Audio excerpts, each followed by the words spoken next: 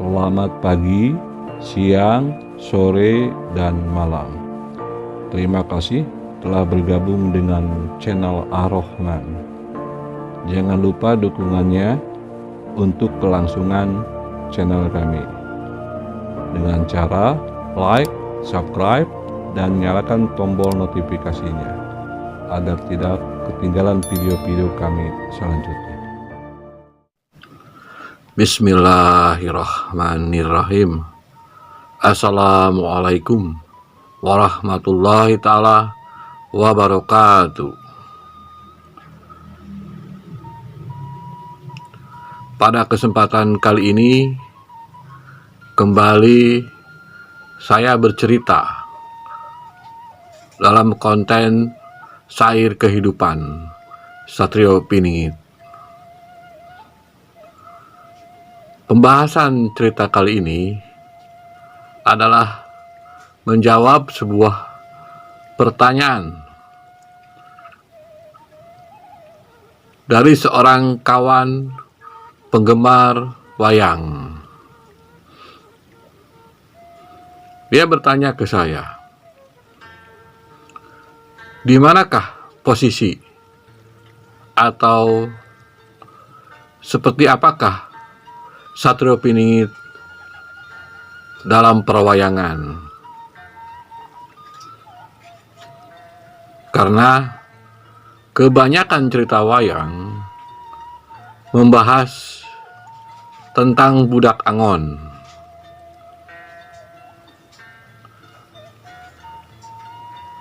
Menjawab pertanyaan itu, saya kembali bercerita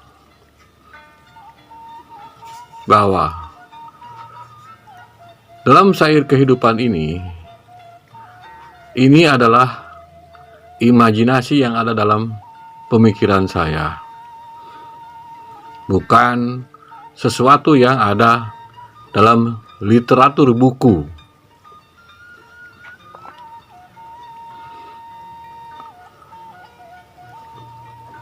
Dalam konten saya sebelumnya, saya bercerita Satrio Piningit sebelum menjadi seorang Satrio Piningit, dia adalah seorang budak angon.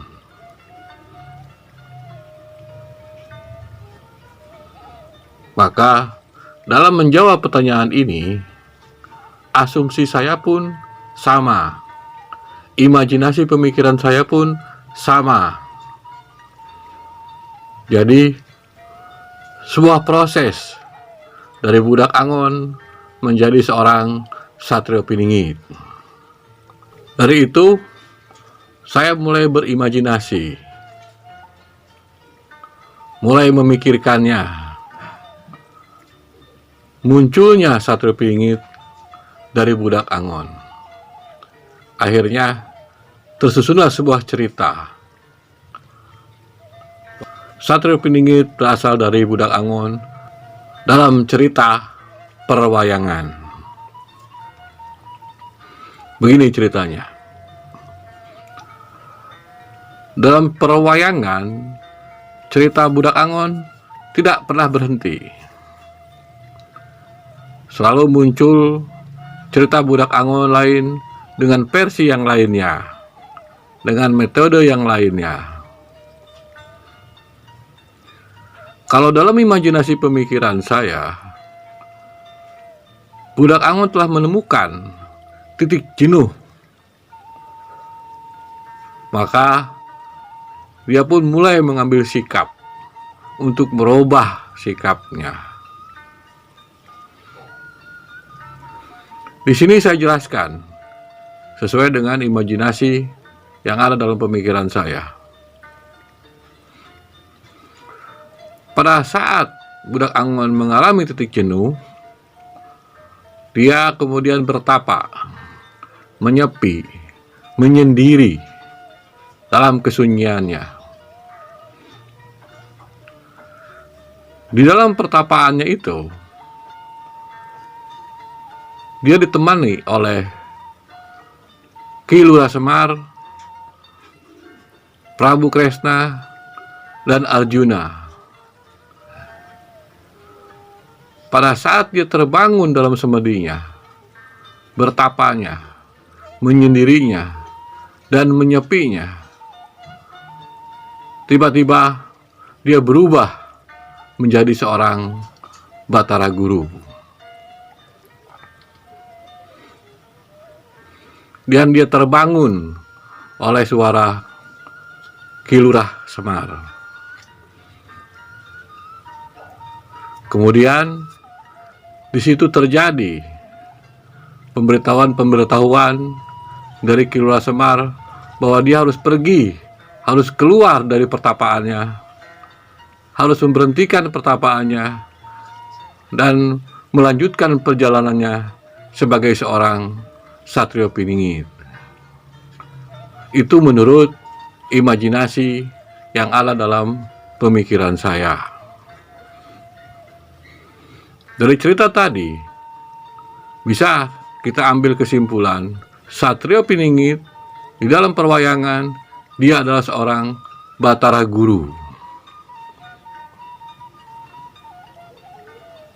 Jadi, itu yang bisa saya ceritakan. Dilihat dari perjalanan cerita wayang itu sendiri, tentang perjalanan Budak Angon, atau disebut dengan Budak Buncireng, pengelanaannya,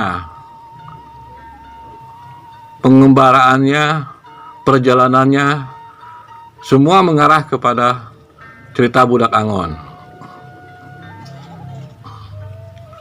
Kalau dia menemukan disebut dengan titik jenuh, kemudian dia bertapa.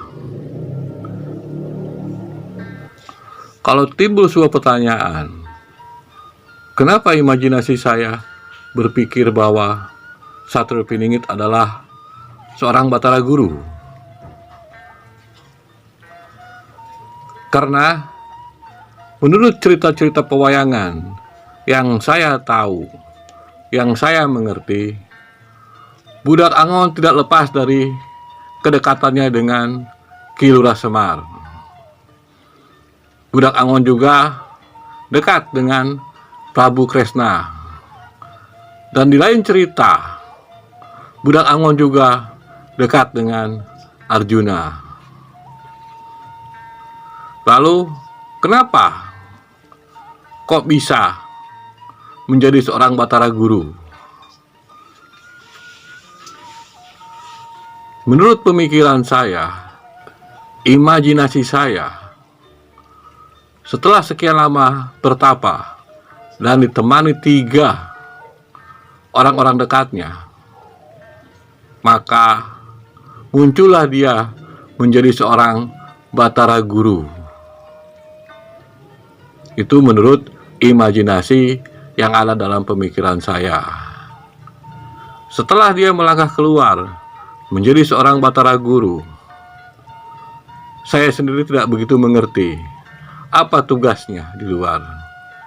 Tapi yang jelas, saya pernah membaca sebuah literatur yang mengatakan seorang Batara Guru adalah seorang yang mampu menerima dan berbuat kebaikan untuk dirinya pribadi, juga untuk orang banyak.